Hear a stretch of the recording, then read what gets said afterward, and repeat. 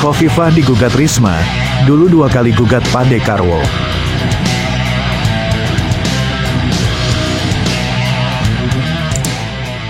Kemenangan Khofifah Indar Parawansa Emil Elestianto Dardak di Pilgub Jatim 2024 digugat rival terdekatnya, Tri Risma Harini Zahrul Azhar Assunta atau Risma Gus Hans ke Mahkamah Konstitusi atau MK. Akankah MK menerima gugatan Risma Gus Hans? Secara perolehan suara berdasarkan penetapan KPU Jatim, selisih angkanya cukup jauh. Khofifah Emil meraih 12.192.165 suara atau 58,81% berbanding Risma Gus Hans yang mendapatkan 6.743.095 suara atau 32,52%.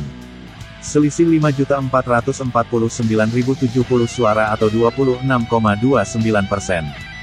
Namun anggota kuasa hukum Risma Gus Hans di MK, Abdul Aziz menekankan dalam gugatannya tidak menjadikan syarat formil permohonan alias ambang batas selisih suara, seperti yang tertuang dalam pasal 158 Undang-Undang Pilkada, sebagai sesuatu yang mutlak.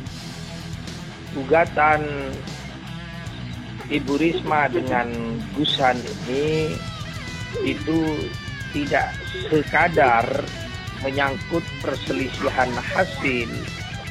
Kalau berbicara perselisihan hasil itu kami tahu betul secara kualifikasi hasil dari Ibu Khofifah itu sekian persen, versi rekapitulasi KPU Jatim hasil dari Ibu Risma sekian persen.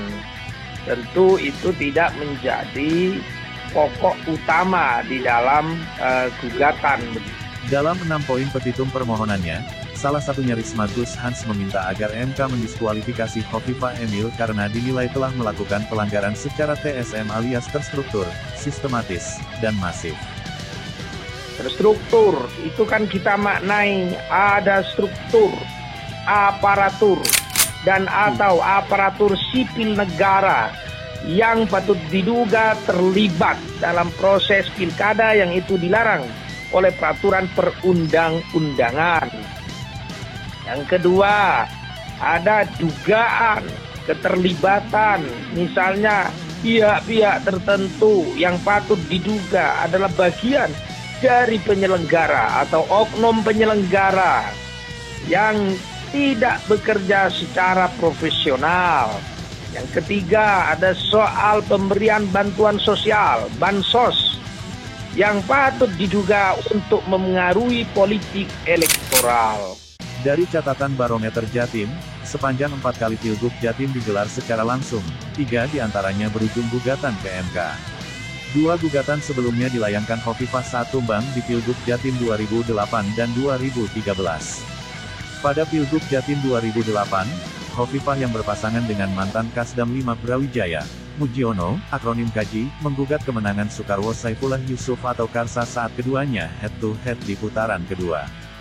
Hasil putusan MK yang saat itu diketuai Mahfud MD, memerintahkan KPU Jatim untuk melakukan pemungutan suara ulang di Kabupaten Bangkalan dan Sampang, serta penghitungan ulang di Pamekasan. Setelah perintah MK dilaksanakan, hasilnya Karsa tetap memenangi Pilgub Jatim 2008. Kalah di Pilgub Jatim 2008, Khofifah kembali maju di Pilgub Jatim 2013. Kali ini berpasangan dengan mantan Kapolda Jatim, Herman Sumawireja atau Berkah. Sekali lagi, Karsa masih terlalu dikdaya untuk dikalahkan dan Khofifah kembali menggugat ke MK. Hasilnya, MK menolak seluruh permohonan dan Karsa tetap memenangi Pilgub Jatim 2013. Setelah 2 kali kalah dan Karsa tak maju lagi lantaran sudah 2 periode memimpin, Khofifah yang berpasangan dengan ex-Bupati Trenggalek, Emil Elestianto Dardak baru bisa memenangi Pilgub Jatim 2018 mengalahkan pasangan Saifullah Yusuf Putih Guntur Soekarno.